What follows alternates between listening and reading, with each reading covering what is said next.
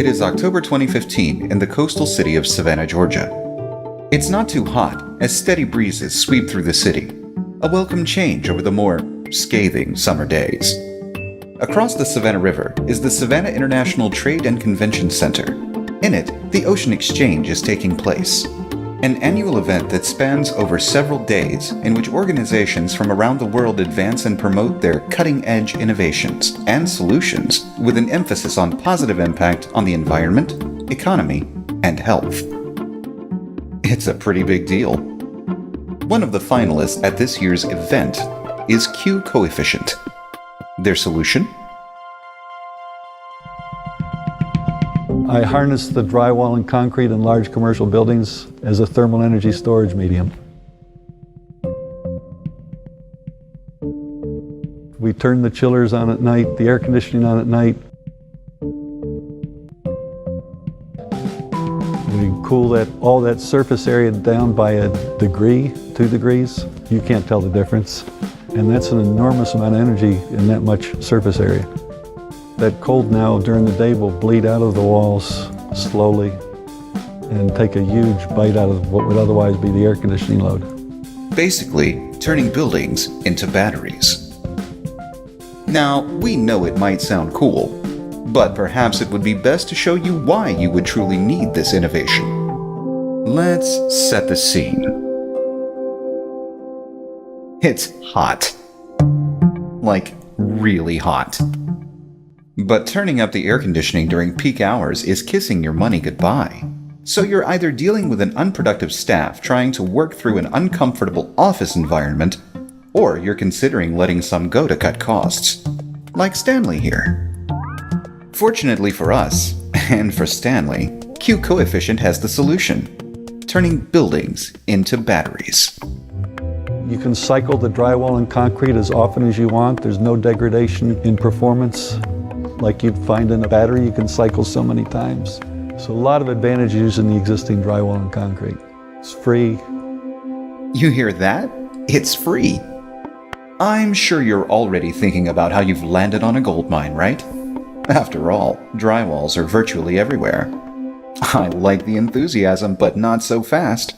The culprit of air conditioning inefficiency and expensive costs are high lift conditions, or put simply, operation during the hottest part of the day.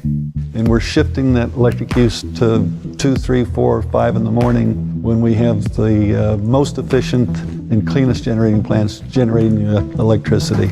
So we know even if we just broke even on electric use, just shifting it from daytime to nighttime, we can take 30–40% of the carbon out of the air. It's free and environmentally friendly? I like what I'm hearing so far, and I'm sure Stanley is too. Now, all of this would not be possible if it wasn't for QCoefficient software. Their software algorithms adjust to the unique parameters of the building. This ensures that the building is always operating at peak efficiency based on its physical construction. One of the local Atlanta building operators tried to replicate what we do. They said they confirmed that our science works. They said they also confirmed that it would take them 200 man days to figure out the next day's strategy, and we could figure it out instead in an hour. It seems that QCoefficient has a solid idea and is ready to implement it in numerous companies across the nation. However, every idea needs its big break to ensure it's fully actualized. The Ocean Exchange was able to provide that for QCoefficient. Ocean Exchange is a neat story. I was presenting at an investor conference in New York, and the executive director of Ocean Exchange was in the audience. And she tapped me to participate in their competition. We got picked as a finalist. Then we were invited to Savannah to get up in front of some more people to pitch our technology. A whole bunch of company executives, scientists, techies. It's a pretty interesting group of people. I would say one of the better managed tech competitions. A lot of coaching resources for the presenters, good questions from the audience. Particularly surprised at how many executives showed up from the sponsoring companies. They're in person for the whole couple of days. Usually people lend their names to competitions like that, but not their executive time. It was a really well done conference. Imagine what could happen if this was implemented on a larger scale. You could literally control the price of electricity in Manhattan. Every time that price wants to creep up, we just take it out at the knees.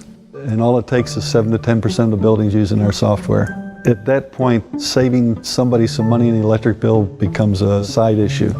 And now you've reduced the price of electricity for all electric users in Manhattan. We think you have enough buildings doing this. You can reduce the price of electricity for all the consumers in all the big cities.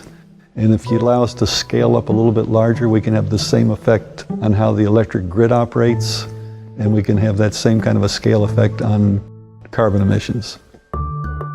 Their software has proven capable of creating up to 30% energy savings and reducing carbon emissions while not sacrificing your comfort while at work. Now you have the ability to work comfortably at your cubicle, and Stanley here gets to keep his job. If that isn't a win-win, then I don't know what is.